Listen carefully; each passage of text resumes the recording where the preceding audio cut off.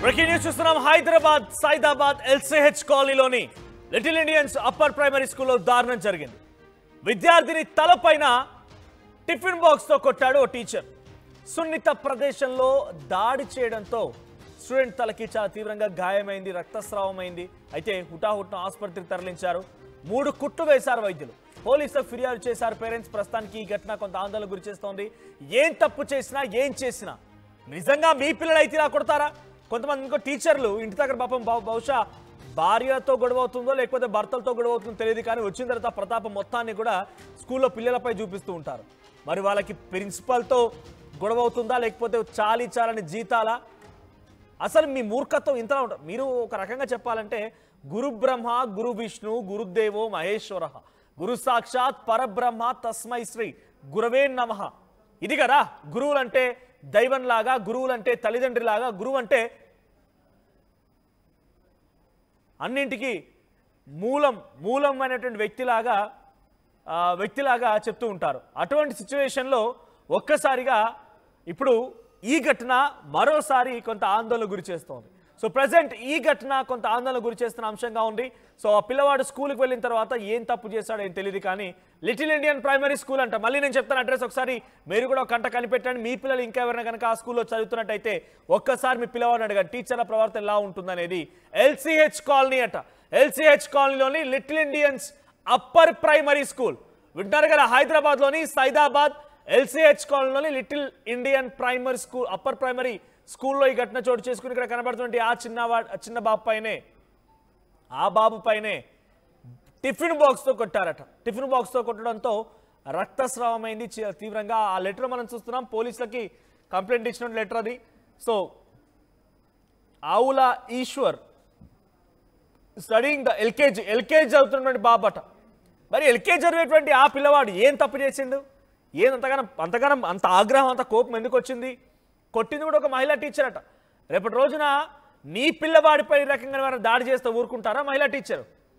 మీ పిల్లలైతే ఒకలాగా, పక్కోడి పిల్లలైతే ఇంకోలాగానా?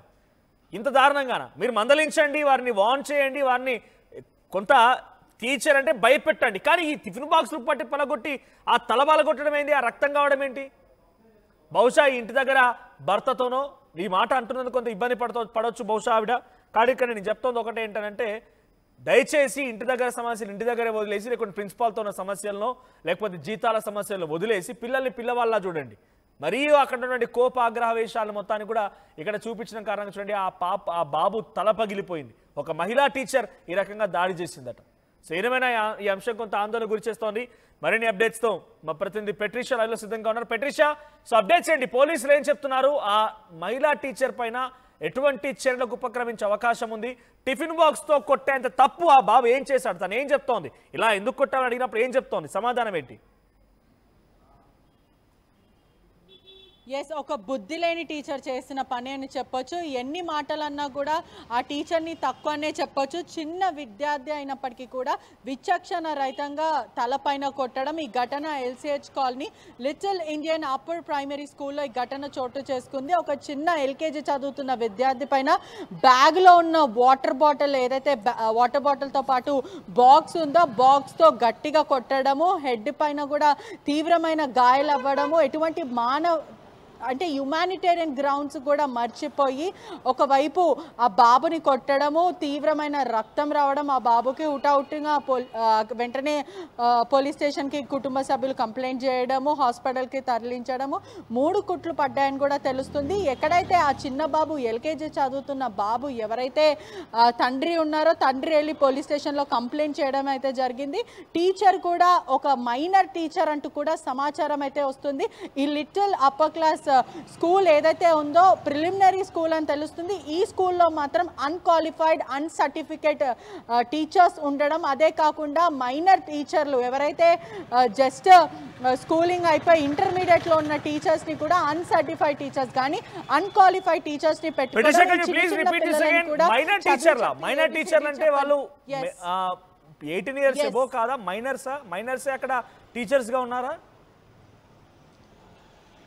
ఎస్, మైనర్ టీచర్స్ ఆర్టీవీ ఎక్స్క్లూజివ్గా ఇన్ఫర్మేషన్ గ్యాదర్ చేసింది. అదే కాకుండా ఈ మైనర్ టీచర్స్ని కూడా డబ్బులు తక్కువ ఇస్తే వచ్చేస్తారు కాబట్టి వాళ్ళని ఆ స్కూల్లో పెట్టడము, టేక్ కేర్ చేయడం, అదే కాకుండా ఏబిసిడి నుంచి 1 to 1 ఇదంతా కూడా ఈజీగా చెప్పేస్తారు. కాబట్టి ఒక ఇంటర్మీడియట్ చదువుతున్న వ్యక్తులు కాబట్టి 10th పాస్ అయ్యి ఇంటర్మీడియట్ ఫస్ట్ ఇయర్ సెకండ్ ఇయర్లో ఉన్న మైనర్ టీచర్లని, అంటే మైనర్ స్టూడెంట్స్, వాళ్ళు ఆ స్టూడెంట్స్ని టీచర్గా అపాయింట్ చేయడం, అదే కాకుండా వాళ్ళకే స్టెబిలిటీ ఉండదు, టీనేజ్ కాబట్టి అనేక ఫ్లక్చువేషన్స్ ఉంటాయి, అనేక ఎమోషన్స్ని కంట్రోల్ చేయలేని వాళ్ళు, అటువంటిది ఎక్స్పీరియన్స్ లేకుండా అన్క్వాలిఫైడ్ సర్టిఫికేట్ లేకుండా స్కూల్లో పెట్టడం, వీళ్ళు విచక్షణ రహితంగా పిల్లలను కొట్టడం ఇది మొదటిసారి గారు. గతంలో కూడా అనేక సార్లు పిల్లలపైన దాడులు చేశారు, కానీ అవంతా కూడా బయటికి రాకుండా కూడా కప్పిపుచ్చే ప్రయత్నం చేశారు. ఎవరైతే తండ్రి ఉన్నారో అతన్ని కూడా డైల్యూట్ చేసే ప్రయత్నం, అంటే మీ చిన్న చిన్న పిల్లల్ని 10th ఇంటర్మీడియట్ చదివేటువంటి ఆ పిల్లల్ని తీసుకొచ్చి అక్కడ చదువు చెప్పిస్తున్నారా? అంటే వాళ్ళతోనే అక్కడ పూర్తిగా పిల్లలు మారిపోతారు, పిల్లల యొక్క చదువు మంచుకుంటుందనే ఆలోచనతో ఉన్నారా ఏంటి? ఆ మైనర్లని అక్కడ ఉద్యోగానికి పెట్టుకోవడం గల కారణం ఏంటి? అంటే ఇప్పటి వరకు కూడా కొంతమంది తల్లిదండ్రులకు తెలియదు. ఏదైతే దాదాపు 17-18 ఇయర్స్ అంటే మైనర్ స్టూడెంట్స్ టీచర్స్ కూడా ఉన్నారు. ఆ టీచర్ పేరు కూడా తనీషా అనే ఒక టీచర్ కూడా 17 సంవత్సరాలు ఉన్నాయి. తనకి ఇంటర్మీడియట్ చదువుతుంది. తనని తీసుకొచ్చి, అంటే డిస్టెన్స్లో చదువుతుందని తెలుస్తుంది, తనని తీసుకొచ్చి మరి పిల్లలకి ఏబిసిడ్లు చెప్పడం, అదే కాకుండా వాళ్ళకి రోజు టేక్ కేర్ చేయడము విచక్షణ రహితంగా. ఎవరైతే బాబు ఈశ్వర్ ఉన్నాడో, తండ్రి మణికంఠ ఇచ్చిన సమాచారం మేరకు కూడా ఈశ్వర్తో పాటు ఎల్కేజీ చదువుతున్న ఇంకో బాబు కూడా వాళ్ళిద్దరి మధ్య తరచూ జరుగుతుంటే, ఏదో పెన్సిల్కో ఇరేజర్కో ఏదో ఒకటి మాట పిల్లలు అనుకుంటుంటారు, కొట్టుకుంటూ ఉంటారు. అది కామన్, పిల్లల్లో చైల్డ్హుడ్ థింగ్ అనేది చాలా కామన్. ఆ టైంలో యాజ్ ఎ టీచర్గా వాళ్ళిద్దరిని వేరే పక్క బెంచ్లో కూర్చోబెట్టడమో, లేదంటే తప్పు నాన్న నువ్వు అలా చేయకూడదు, సైలెంట్గా ఉండాలి, డిసిప్లిన్ మెయింటైన్ చేయాలని మందలించం వేయడు. కానీ అదే టీచర్ అతని బ్యాగ్లో ఉన్న వాటర్ బాటిల్ బాక్స్, ఏదైతే టిఫిన్ బాక్స్ ఉందో అదంతా కూడా లోపడి ఉంది, ఆ బ్యాగ్తో గట్టిగా బలంగా కొట్టడంతో రక్తం అడుగులో ఆ బాబు కింద పడిపోయి ఉన్నాడు. 3 స్టిచెస్ పట్టాయి. మొత్తం మీద కూడా ఆ బాబు ఇట్లా రక్తం కారుతున్న వేళల్లో కూడా ఎవరైతే ప్రిన్సిపల్ ఫోన్ చేసి బాబు గ్రౌండ్లో పడిపోయాడంటూ కూడా అబద్ధం చెప్పడం, ఆ తండ్రి మణికంఠకు అనుమానం వచ్చి సీసీటీవీ ఫుటేజ్ ఓపెన్ చేయండి నేను చూడాలనుకుంటున్నానంటూ కూడా అతను సీసీటీవీ ఫుటేజ్ ఓపెన్ చేసి చూసేసరికి కూడా ఆ టీచర్ కొడుతున్న దృశ్యాలు అనేవి కూడా క్యాప్చర్ అయినాయి. ఈ టైంలోనే టీచర్ ఎందుకు కొట్టాల్సి వచ్చింది అంటే టీచర్కు ఉన్న యాంగర్ ఇష్యూస్, ఎందుకంటే ఆ టీచర్ కూడా ఎక్స్పీరియన్స్ కాదు, అన్సర్టిఫైడ్ అన్క్వాలిఫైడ్ మైనర్ టీచర్లు కూడా ఉన్నారు. ఇటువంటిది వాళ్ళకి అనేక ఫ్లక్చువేషన్స్ ఉంటాయి. అటువంటిది పిల్లలని ఎలా చూసుకుంటారు?